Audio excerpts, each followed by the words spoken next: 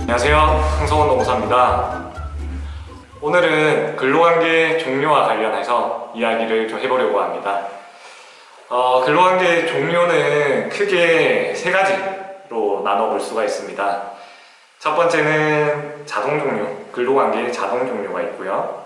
두 번째는 해고, 그리고 세 번째는 사직, 이렇게 나뉘는데요. 자동 종료, 근로관계 자동 종료는 크게 세 가지로 나누어 볼 수가 있습니다. 첫 번째는 계약기간이 있는 경우에 계약기간이 도달했을 때, 예를 들어 1년 동안 계약기간을 맺었다. 1년이 지났을 때 별도의 의사표시가 서로 없다 하더라도 자동 종료가 되는 거예요. 이게 첫 번째고, 두 번째는 정년 도달. 정년이 도달했을 때도 마찬가지로 별도의 표시 없이 근로관계가 자동 종료가 됩니다. 근데 보통 일반적인 회사에서는 정년으로 만료가 될 때 미리 말을 해주곤 하죠. 그리고 세 번째는 당사자 소멸인데요. 사망했을 때를 말을 합니다. 이렇게 세 가지가 근로관계 자동 종료 사유고요. 두 번째 해고는 다들 잘 아시겠지만 내 의사랑 전혀 상관없이 회사의 일방적인 의사로 인해서 근로관계가 종료됐을 때 해고라고 하고요. 이 해고에 대해서 부당하다고 생각이 들면 이제 지방노동위원회 부당해고구제 신청을 통해서 구제를 받을 수가 있습니다. 이때는 원직복직을 요청할 수도 있고 금전보상을 청구를 할 수도 있습니다. 그리고 세 번째가 오늘 좀 중점적으로 다룰 사직인데요. 사직은 크게 두 가지로 나누어 볼 수가 있어요. 첫 번째는 내가 처음부터 원해서 스스로 사직하는 게 있고요. 두 번째는 회사에서 사직을 공고해서 사직을 하는 경우, 두 가지로 나누어 볼 수가 있습니다. 사직이 이야기할 게 뭐가 있냐라고 생각을 할 수도 있어요. 근데 생각보다 사직에 대해서 질문이 좀 많이 오곤 합니다. 먼저 내가 원해서 사직을 할 때 어떤 게 문제가 되냐, 많이들 여쭤보시는 게 제가 갑자기 다른 좋은 기회가 생겨서 이직을 하게 생긴 거예요. 이때 2주 뒤에 새로운 회사에서 와라고 하는데 2주 전에 말을 해도 문제가 없는지, 이런 이야기를 많이 여쭤보세요. 그 이유는 보통 근로계약서나 이런 데서 사직하기 한 달 전에 미리 말을 해야 된다라는 문구가 있어서 그런데요. 그런 문구가 없다 하더라도 일반적으로 한 달 전에 통보를 해야 된다라고 알고 계신 분들이 많을 거예요. 먼저 결론부터 말씀드린다고 하면 굳이 한 달 전에 이야기를 하지 않는다 하더라도 퇴사를 할 수가 있습니다. 그 이유는 일단 헌법에서 근로자는 직업 선택의 자유가 있기 때문에 계약서에 한 달 전에 통보를 해야 된다라고 하는 것과 상관없이 퇴사를 할 수가 있습니다. 근데 이 한 달이라는 이야기가 어디서 나왔는지 하면 사실 민법 제660조에서 이런 사직에 관한 걸 규정을 하고 있는데요. 고용 파트에서는 근로자가 사직의 의사를 표시를 하고 한 달 뒤에 효력이 발생한다고 하고 있습니다. 더 구체적으로 본다고 하면 제 상황에서는 월급 일자로부터 1임금기일, 그러니까 한 달 뒤로부터 효력이 발생한다 하고 있는데요. 이 부분은 민법에서 정하고 있는 부분인데 그래도 근로자가 직업선택 자유가 있기 때문에 이 조항과 상관없이 퇴사를 할 수가 있다라고 생각을 하시면 되고요. 이거와 연계돼서 문제된 게 뭐냐면, 근로자가 이제 일주일 뒤에 퇴사를 한다 했을 때 사업주분들이 이런 경우가 많아요. 너 이렇게 인수인계도 안 해주고 새로운 사람도 안 하는데 나가면 우리 회사에 손해가 발생한다, 너한테 손해배상 청구할 거다 라고 많이들 이야기를 합니다. 가장 좋은 거는 미리 한 달 전이나 두 달 전에 이야기를 해서 후임자를 구하고 인수인계를 깔끔하게 해주고 나간다고 하면 가장 이상적인 이별이 될 건데, 좀 갑자기 나간다고 하던가 회사와 사이가 안 좋아져서 퇴사를 할 때 이런 문제가 많이 발생을 해요. 근로자분들이 저한테 많이 물어봐요. 노사님, 이 회사에서 대해서 손해배상 청구한다고 하는데 어떻게 해야 되나요? 정말 손해배상을 해야 되나? 라고 많이 물어보세요. 이것도 답부터 먼저 말씀드린다고 하면 손해배상 청구를 할 수 있는 경우가 거의 없어요. 더 노골적으로 말씀드리면 1년 미만 근로자 같은 경우에는 그날 또는 다음날 바로 무단 퇴사를 한다 하더라도 사업주가 손해배상 청구를 할 수 있는 여지는 거의 없습니다. 그리고 실제 이렇게 겁을 준 사업주 치고 실제 손해배상 청구를 한 거를 본 적은 단 한 번도 없고요. 이제 1년 이상 된 사람들 같은 경우에도 퇴사를 하는 거는 마음대로 할 수가 있어요. 근데 문제는 퇴직금에 있어서 약간 불이익을 있을 수가 있습니다. 아까 민법에 따라서 한 달 뒤에 효력이 발생한다고 했는데 회사에서도 근로자가 갑자기 이렇게 나간다고 하니 나도 불이익을 주고 싶다 하시면서 그 해고의 효력이 발생하기 전까지 기간을 무단결근으로 잡는 경우가 있어요. 그럼 이 부분에 대해서 퇴직금에 대해서 일부분 손해가 발생할 수가 있습니다. 그리고 정말 손해배상 청구를 할 수 있는 경우도 있어요. 예를 들어서 정말 우리가 이 프로젝트의 정말 핵심 멤버가 정말 중요한 미팅이 있다던가 무조건 가야 되는 프로젝트에 갑자기 전날 퇴사를 무단으로 하는 경우, 그래서 회사에 손해가 정말 발생을 했다. 이 둘 사이에 인과관계가 인정이 된다고 하면 손해배상 청구를 할 수가 있습니다. 근데 그런 경우는 정말 좀 드물고요. 사직에 대해서는 이런 문제가 있고, 그 다음에 또 많이 여쭤보시는 게 사직서를 제출했는데 철회를 할 수가 있는지 여쭤보는 경우가 있어요. 어지간하면 사직서를 제출했을 때 사업주가 받았다고 하면 철회를 할 수 있는 방안은 없습니다. 근데 가능한 경우가 있어요. 예를 들어 대기업이나 어느 정도 규모가 있는 회사의 경우에는 사직서를 제출했을 때 결제 라인이 있어요. 사원이 사직서를 제출했다. 담당 부서장이 내부 결제를 한번 하고 그 다음 팀장 그리고 사장님 결제가 될 수도 있고 이런 결제 라인이 있을 때 최종 결제권자가 결제를 하기 전이라고 하면 철회를 신청할 수가 있어요.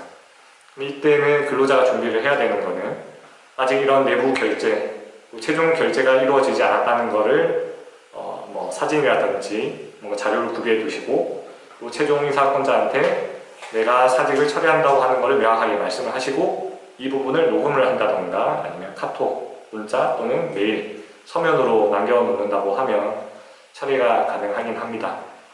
이쪽 철회를 할 때는 이런 증거 입증 자료를 남겨두는 게 중요하고요. 또 여쭤보시는 것들이 한 번씩 계약서에 보면 1년 이상 근무 안 하는 경우 300만원, 500만원의 위약금이 발생한다 라고 명시되어 있는 경우가 있어요. 그래서 퇴직을 한다 했을 때 너 300만원 나한테 줘야 되는데 월급이랑 상계하자 하면서 안 주는 경우도 있고요. 이 부분은 근로기준법 제20조에서 위약 예정을 금지를 하고 있어요. 위약 예정 금지라고 하는 게 방금 말씀드린 것처럼 내가 어떤 행동을 했을 때 실제 회사에 손해가 발생했는 거랑 상관없이 일정 금액의 위약금 이런 거에 대해서 금지를 하고 있는 거고 이런 규정 자체가 무효이기 때문에 이런 규정이 있다고 해서 내가 정말 위약금을 뱉어내야 된다 던가 그런 건 아니니까 그런 거는 걱정 안 하시고 원한다고 하면 퇴사를 하시면 됩니다. 아까도 말씀드렸지만 가장 좋은 거는 그래도 사업주와 좀 사이가 좋게 헤어지려고 하면 후임자를 구할 시간 정도는 주는 게 가장 이상적이고요. 그리고 인수인계를 어느 정도 해주고 가야 회사 입장에서도 좀 차질 없이 운영을 할 수가 있고 서로 뒤탈이 없으니까 좀 그런 부분을 고려해서 사직서의 시점을 결정하시는 게 좋을 것 같습니다. 이제 두 번째로는 권고사직인데요. 권고사직은 회사에서 근로자한테 사직을 권유를 하고 사직을 할래 말래라고 물어보는 건데요. 이 권고사직은 어떻게 보면 해고가 될 수 있는 여지도 있고 아니면 합의 해지가 될 수도 있습니다. 나중에 저희가 부당해고나 이런 부분에 대해서도 다루어 볼 건데 이게 해고인지 아닌지가 좀 애매한 부분이 있어요. 예를 들어서 회사에서 갑자기 근로자를 불러서 지금 회사의 사정이 안 좋으니까 너가 사직을 하는 게 좀 어때? 라고 물어볼 수가 있어요. 이때 근로자는 확실하게 좀 결정을 하시고 좀 대응을 하시는 게 중요하고요. 만약에 회사의 사직 권유를 받아들이겠다 하면은 이제 합의의 해지가 되는 거예요. 회사에서 사직을 이제 청약을 했고 근로자가 받아들여서 이제 권고사직서를 제출하고 사업주가 받아들이면 이제 근로관계가 깔끔하게 종료가 되는 거고요. 근데 만약에 내가 지금 당장 이 회사를 나가서 사실 새로운 회사를 구하기가 사실 쉽지가 않아요. 하루아침에 해고를 당했을 때, 권고사직을 받아서 나왔을 때 직장을 구하기가 쉽지 않기 때문에 받아들일 수가 없다라고 한다고 하면 단호하게 아니면 나의 의사를 확실하게 말씀을 해주셔야 돼요. 나는 이 권고사직을 받아들일 마음이 없고 계속 일을 하고 싶다라고 말씀을 하셔야 되고요. 이렇게 했을 때 보통 회사에서 정말 인원을 감축을 하기 위해서 물어보는 경우도 있고 아니면 좀 마음에 안 드는 근로자를 보내려고 이렇게 사직을 권유하는 경우가 있어요. 만약 후자의 경우에는 거절을 했을 때 어떻게든 회사에서 내보내려고 해고를 하려고 하는 경우가 많습니다. 그럼 이때부터 해고에 대해서 대처를 하는 방안은 다음 강의 때 한번 제가 말씀드리도록 하고요. 그래서 중요한 거는 회사의 권고를 받았을 때 나의 의사를 결정하는 게 가장 중요하다.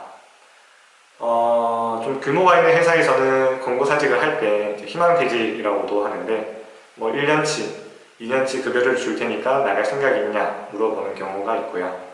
여기에 대해서는 근로자가 받아들이겠다고 하면 그 정도 금액을 받고 근로관계가 종료가 되겠죠. 근데 좀 작은 기업에서는 사실 보통 한 달치 정도 위로금을 이야기하는 경우가 많아요. 근데 인터넷이나 이런 데서 보면 세 달치라는 이야기를 사람들이 많이 하세요. 저한테도 많이 물어보는 게 회사에서 한 달치 위로금 준다고 하는데 법적으로 세 달치 줘야 되는 거 아니에요? 라고 많이들 물어보시는데 법에서는 이런 위로금이나 권고사직, 희망퇴직 금액에 대해서 다루고 있지는 않아요. 그래서 당사자들끼리 가장 좋은 협의점을 찾아서 퇴사를 하는 거고요. 회사에서 한 달치 위로금을 줬을 때 그것까지는 좀 받아들이기가 힘들다. 또 내가 생각을 해봤을 때 두 달치, 세 달치는 받으면 나갈 수가 있을 것 같다라고 한다고 하면 이 부분에 대해서는 회사와 이야기를 해서 조율을 해봐도 되고요.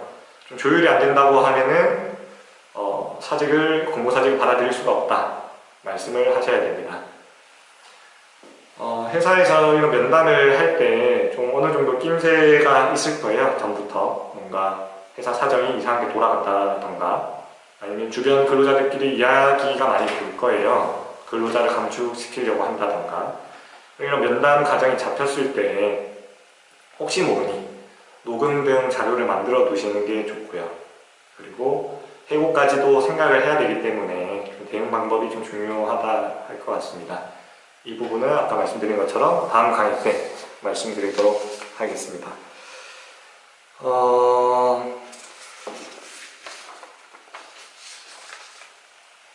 혹시 여기까지 했을 때 좀 궁금한 사항이 있으신 분이 있을까요?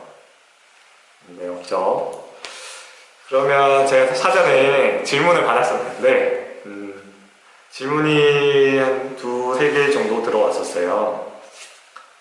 첫 번째 질문이 제가 2023년 5월 2일에 입사를 하기로 되어 있는데 합격을 해서 회사에서 갑자기 연락이 와서 채용이 취소가 됐다, 사람이 필요 없어졌다 했을 때 어떻게 대처할 수 있는 방안이 없나요? 라고 물어보세요.